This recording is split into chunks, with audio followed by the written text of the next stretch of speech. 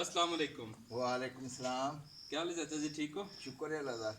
अच्छा जी, इधर पता चलिया माशाल्लाह मकई दे कोल एक ही टांडे नाल काफ़ी सारे लगे दे न बस सिट्टे। ये अल्लाह दी शान है। इस नाल वो सिर्फ एक या दो सिट्टा होंदा ना, जी ये एक सिट्टा है ना। जी हाँ जी, पंजाबी जिस छली आखते ने। जी।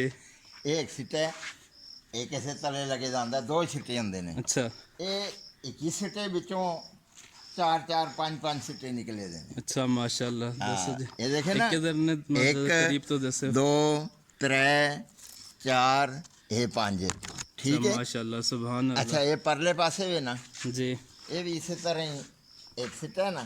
जी इस नाल एक दो ये तले इस पासे है, ये त्रै के चार, इस नाल भी चार सिट्टे निकले दे। अच्छा मैं अपने 60 65 साल मेरी उम्र है, जी तो मैं पहली बारी ये नाल दा ये बाजरा है, जी।